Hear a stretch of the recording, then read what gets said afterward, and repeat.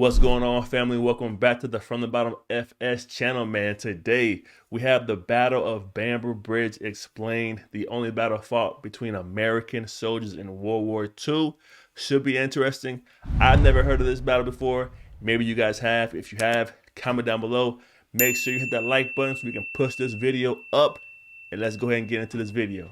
Come on. Until US President Harry S. Truman issued Executive Order 9981 in July 1948, the branches of the United States Armed Forces suffered from varying degrees of racial segregation. The first clause of the order read as follows: "It is hereby declared that there shall be equality of treatment and opportunity for all persons in the armed services without regard to race, color, religion, or national origin." Of course, the order didn't erase racism in the military, and it was put into effect some 5 years after the Battle of Bamber Bridge. Throughout World War II, some 2 million American servicemen passed through or were stationed in the UK for a variety of purposes, and they weren't always on the job. They often toured the UK and interacted with its denizens. Many American servicemen married English women and brought them back to America when the war was over. More often than not, African Americans were well received by the British populace, at least at the start. When more racist white Americans poured into the UK, they imposed their aholery upon the British, refusing, for example, to eat at a restaurant that served black people. According to Roy Otterly's article, Dixie Invades Britain, which was published in 1942, American observers who were in the UK in 1942 when the first contingents arrived from America saw amicable and smooth relations develop between the Negro troops and their British hosts. So much so that certain white American soldiers became openly resentful, and they lost no time in attempting to discipline the British people. And that kind of goes hand in hand with what we were saying earlier on the channel on a different video, you guys. How like it's not about, it's like it's more of where you were raised and it's more of your culture. Can we see how everything seemed to be okay until the American white people or white soldiers started coming in and seeing what was going on over in a different country, you know what I mean? And wanted to regulate somebody else's, how they treat people or treated people. They wanted to regulate somebody else's land. And you know what I'm saying? Trying to influence these people to turn against, I guess, black folk back in these days. It's like, man, you can't go nowhere. You can't be in the military. You can't go anywhere back in those days, and you know what I'm saying, just be happy and just be yourself and find somebody you like, you know what I mean, and live a good life, bro. This is tough. And they lost no time in attempting to discipline the British people.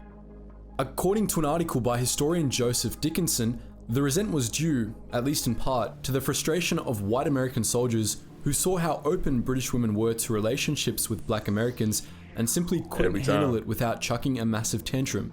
In the words of author Graham Smith, many young girls found the blacks fascinating, appreciating their attentiveness and good manners. And that's crazy as well too, because it's like it's more about them just being different. It's more about them being the new people.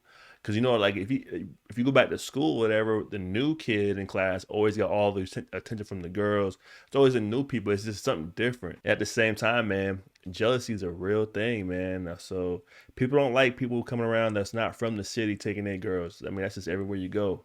Let's get back into it. Many young girls found the blacks fascinating, appreciating their attentiveness and good manners.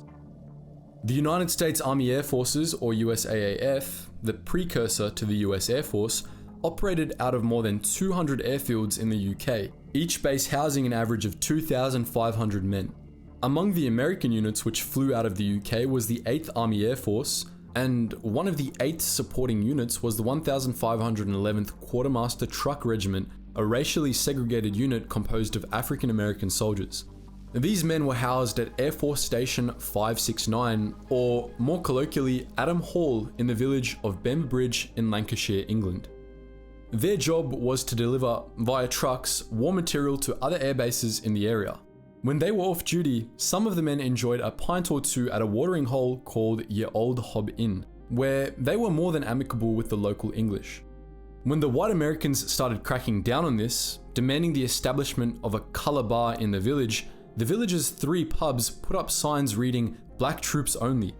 Racism, it seemed, would not be tolerated in Bamber Bridge. That's what's up. Unfortunately, the 234th US Military Police Company, which operated on the north side of the village, were especially sore about the attentive, well-mannered African American men winning the hearts of Bamber Bridge's women. The MPs had standing orders to arrest American soldiers who were out without a pass, who weren't dressed properly, or who were acting disorderly. On the 24th of June 1943, And we're talking about soldiers. You know what I mean? We all know, like, back in those days, they had a curfew in America in certain areas. You had to be, way back, you had a pass to be out buying groceries, a pass to be out with other people, a pass to be out at the diner. You know what I mean? But like, you're a soldier. You're serving your country. You're overseas, and you have to have a pass to be outside because you're a person of color. That's so ridiculous, y'all. I ain't gonna hold y'all. That's crazy. who weren't dressed properly or who were acting disorderly. On the 24th of June 1943, just days after the race riot back in Detroit, Michigan, they tried to use their power to give the black soldiers of the 1511th a hard time. The consequences were disastrous. While the specifics might vary between sources, the core of the story remains the same. Possibly because an African American soldier tried to purchase a beer after last orders had been called, MPs Roy A. Windsor and Ralph F. Ridgway entered Ye Old Hob Inn on the night of the 24th and tried to cite one Private Eugene Nunn for being without a pass and for wearing the wrong uniform. An argument broke out, and the locals, as well as British servicewomen of the Auxiliary Territorial Service, sided with Nunn and the 1511th. An unnamed white British soldier also chimed in, saying, "Why do you want to arrest them? They're not doing anything or bothering anybody." The heat increased, and one private... Dang, yo. That's just embarrassing. Because, like, other people, who weren't raised like that, see the ignorance in it. They see the ignorance in it, and how, like, that's the only thing that's really doing is holding your community back from progress, holding your society back for progress. Every person you hold back from achieving success in your immediate area, you know what I mean? You're only hurting yourself. You're only hurting your kids down the line. You're only hurting. You know what I'm saying? Like, it's like all throughout history, people were denied all these, like, just jobs. If you denied a teacher because she's black, you're only hurting your own community. If you deny a person trying to be a scientist because they're black, you're only hurting your own community. What they're gonna do eventually is get up and move somewhere else where they are welcome, bro. So, like, I'm glad the UK folks here saw the ignorance in their behavior and called it out. Not only called it out, but it sounds like they fought against it. This is crazy. Come on. They're not doing anything or bothering anybody. The heat increased, and one private, Lynn M. Adams of the 1511th, brandished a bottle. In retaliation, Windsor drew his gun. It might have gone down then and there had not a black sergeant by the name of William Byrd managed to defuse the situation. The MPs got into their jeep and were on their way out, but Private Adams was mad and probably a little drunk and decided it would be a good idea to throw his bottle at the jeep. The MPs were outnumbered and chose not to retaliate at that moment. Instead, they gathered some reinforcements and ambushed the men of the 1511th as they were walking back to Adam Hall later that night. A fight ensued on the road, possibly with the MPs wielding billy clubs. The 1511th fought back with bottles and loose cobblestones. Supposedly to stop Private Adams from hurling a stone at him, MP Carson W. Bosman drew his gun and fired. The bullet struck the private in the neck, but he wasn't killed. The fight soon subsided, and the men of the 1511th made it back to Adam Hall, mostly in one piece. At some point during the chaos, a rumor spread throughout the village. A black soldier had been shot in the back, and the MPs were out on a manhunt. There seems to be a little confusion about what happened next, but the resounding narrative is that a pissed off crowd of some 200 black men rallied at Adam Hall, standing against their white senior officers and calling for war. It's possible they would have stormed the village en masse, but the 1511th's only black officer, Lieutenant Edwin D. Jones, was able to calm them down for the time being. It wasn't long after that.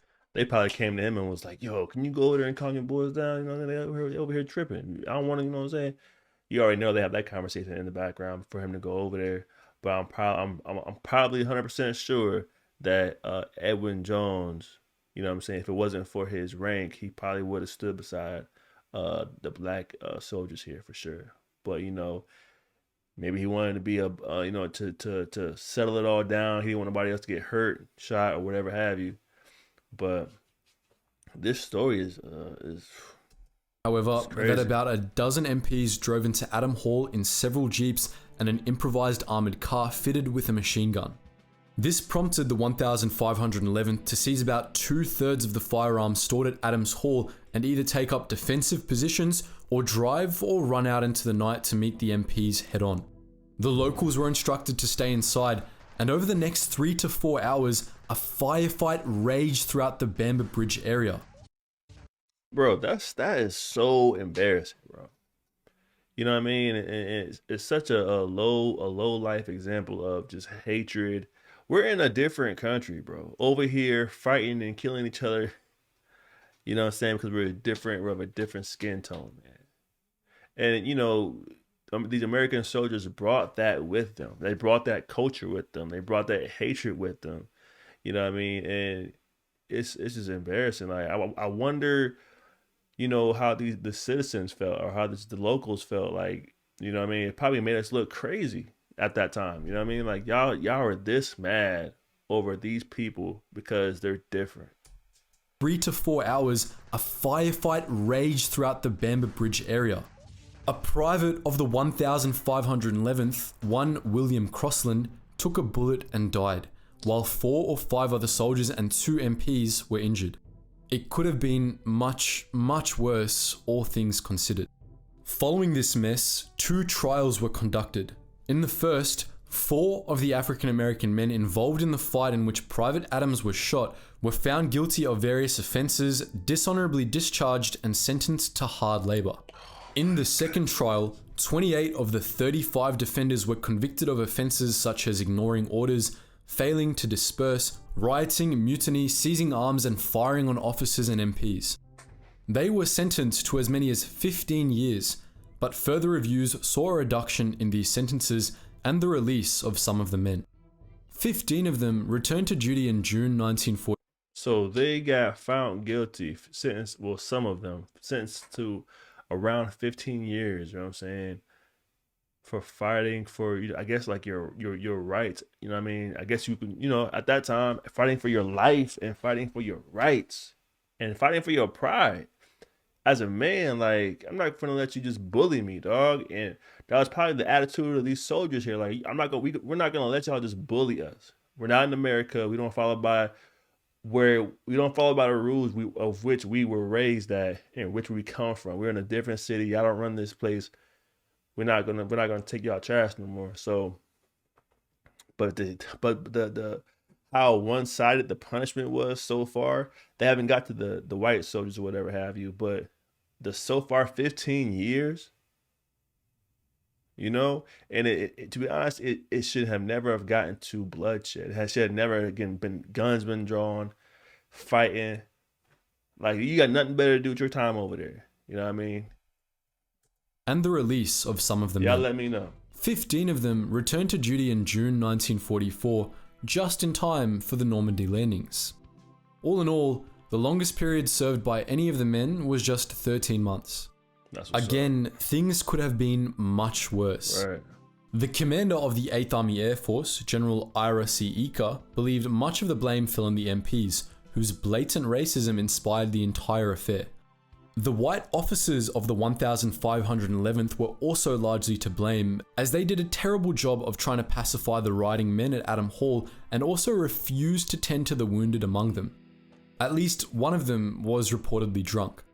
Following the incident, the 1511th and other trucking units' ranks were purged of racist officers, and black officers were integrated into the MP units. That's what's up. Things got slightly better after that. The key takeaway that I'm getting from here on this one, man, I mean, it's all bad all the way around, man. I mean, the way folks, were cultivated and grew up in this hatred back home in America and in the South specifically. Um, there's nothing you can really say about it, man. It's just really pure evil, man. To even think, to even dehumanize a human being to the point where you really view them as less valuable, man. So, and to have so much hatred for black people, right? To go overseas during a war and to carry your traditions and carry your culture over there with you, you know what I mean? And to be honest, in my opinion, the only reason they did that was because they probably had more numbers. If it was one or two, three or four, MPs, white MPs, it probably wouldn't have went down like that. And it's embarrassing all the way around. But it is what it is. Let me know what you guys think down below. Make sure you guys smash that like button, push this video up, and until next time, y'all be safe out there, man. Peace.